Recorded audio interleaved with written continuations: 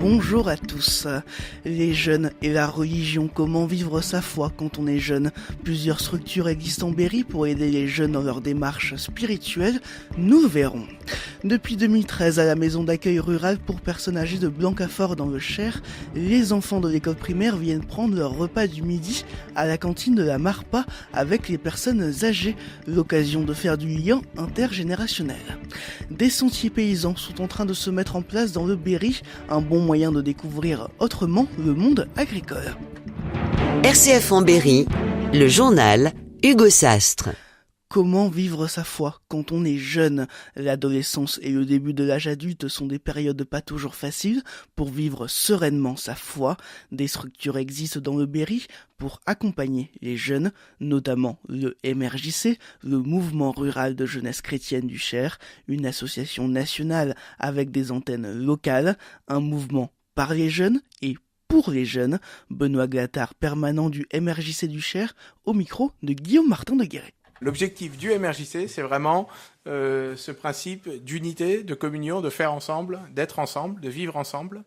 Et c'est un mouvement d'éducation populaire, mais également un mouvement d'église, et donc qui propose une réflexion autour de la spiritualité, des spiritualités de toute forme, au travers l'action du quotidien en tant que jeune, pour des jeunes. C'est-à-dire que c'est vraiment une association de jeunes de 13 à 30 ans qui est gérée et animée par et avec des jeunes principalement.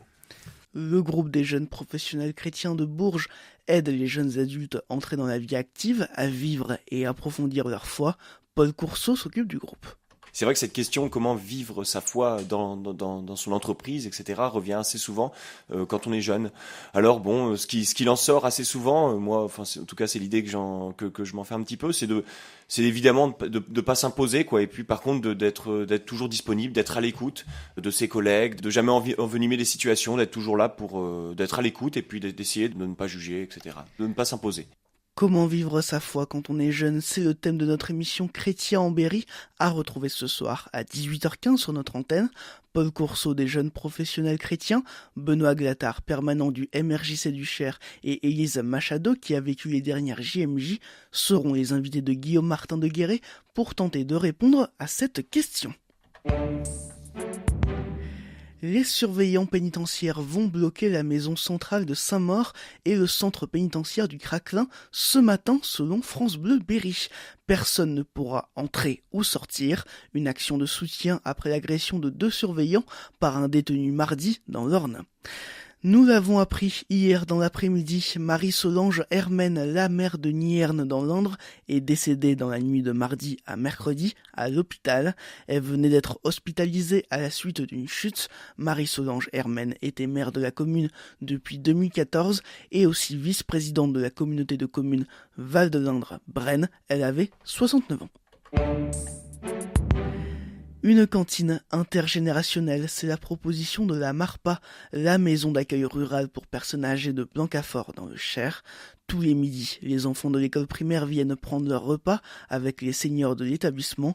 Cette initiative existe depuis 2013. Elle permet de faire un lien entre les générations. Sur place, Guillaume Martin de Guéret. J'ai ramassé des fleurs. J'ai ramassé la ER. J'ai ramassé des fleurs, ramassé et... On n'y arrivera jamais. Cours d'orthographe improvisé donné par cet ancien professeur de français entre le plat de résistance et le fromage. Malgré ces leçons supplémentaires, les enfants sont ravis de partager ce moment. J'adore les personnes âgées, elles sont très gentilles. J'aime bien manger ici parce que c'est vraiment très bon. C'est bien parce que c'est un échange de bons procédés vu qu'ils ont vécu beaucoup de choses et qu'on peut leur parler. Non, on discute un peu, on mange, je leur demande s'ils vont bien. On discutait de notre prénom aussi, on leur disait, et combien on était dans notre classe. C'est très bien ici. En plus, on a de la bonne nourriture, il y a une bonne ambiance. Les seniors de l'établissement semblent aussi contents de la présence des enfants à leur table. Ça tient compagnie, ils sont gentils. Ça donne de l'ambiance sur la Marpa, et puis c'est la vie autour de soi. C'est très très agréable. Et ça se passe bien, ils nous mettent de la vie un peu. Ils sont très bien élevés, ils sont très gentils. Pour Huguette Lebrun, directrice de la Marpa de Blancafort, ce mélange intergénérationnel a du sens. Je pense que le mélange des générations est quand même très important, en sachant que maintenant, avec la vie urbaine et la vie périurbaine, on a beaucoup d'enfants qui n'ont pas la chance de côtoyer leurs grands-parents. On a des personnes âgées à la Marpa qui n'ont pas la chance de côtoyer leurs petits-enfants, donc c'est aussi une façon de faire un mélange intergénérationnel. Des enfants qui vont voir les mêmes résidents tous les jours avec le petit bisou du midi. Les anniversaires, on chante la petite chanson. Enfin, il y a beaucoup d'échanges et je pense que c'est important pour les deux, que ce soit pour la personne âgée ou l'enfant, c'est hyper important. Ils sont une vingtaine environ de seniors à résider à la Marpa de Blancafort. Chaque midi en semaine, une cinquantaine de repas sont servis. Pendant les vacances scolaires, les enfants du centre aéré viennent aussi prendre leur repas avec les seniors de la Marpa de Blancafort. La journée internationale des droits des femmes, c'est demain, mais des actions sont d'ores et déjà organisées aujourd'hui. La Maison des loisirs et de la culture de Belle-Île à Châteauroux organise par exemple à partir de 9h30 une conférence sur les femmes isolées et les familles monoparentales. Une conférence dans le cadre du grand débat national. Cet après-midi, au Blanc, des lycéens et des collégiens participent à une rencontre débat sur la lutte contre le cybersexisme. Des sentiers paysans, bientôt mis en place par Accueil Paysan Centre. Des sentiers de randonnée sont en train d'être mis en place.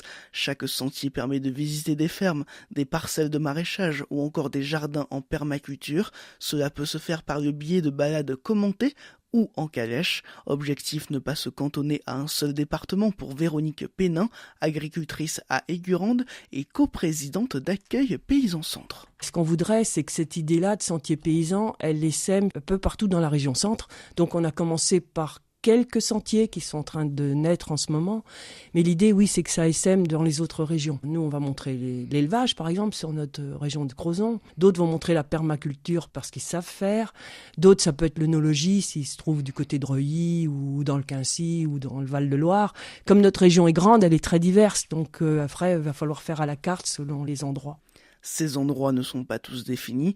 4 sentiers sont pratiquement prêts, dont un du côté de Crozon. Là, ça va être la découverte d'une ferme d'agriculture biologique. Ça va être le contact avec les ânes Grands Noirs du Berry, puisqu'on a Nathalie Dudéfend sur Crozon qui possède des Grands Noirs du Berry qui s'intéresse vraiment à la sauvegarde de cette race. Donc il y aura de la médiation asine, comment appréhender le comportement de l'âne. Et la randonnée sera accompagnée grâce à ces ânes, ou aux côtés de ces ânes, qui feront la navette entre sa ferme et une autre ferme.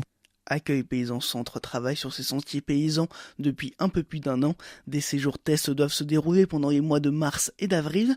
Véronique Pénin a présenté plus longuement ces sentiers paysans dans nos 3 questions à 7h40. Interview à retrouver sur rcf.fr. Un foyer sur 3 a répondu au questionnaire envoyé par la mairie de Grasset sur l'avenir de la commune.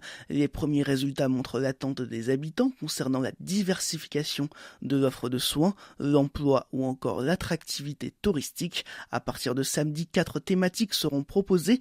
Habiter, être jeune, se développer et participer. La météo avec ESAD Vernet Industriel, votre spécialiste saint-amandois des espaces verts. Pour votre jardin, ayez le réflexe ESAD Vernet Industriel.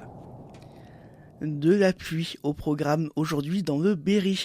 Il fait ce matin 7 degrés à Aigurande, 8 à Aubigny-sur-Ner, 9 à Bourges et au Blanc et 10 à Argenton-sur-Creuse. Cet après-midi, les températures grimpent mais la pluie reste présente. Il fera 10 degrés à la Champenoise, 11 à Châtillon-sur-Indre et à Villequier et jusqu'à 12 degrés à Saint-Amand-Montrond et à Valençay.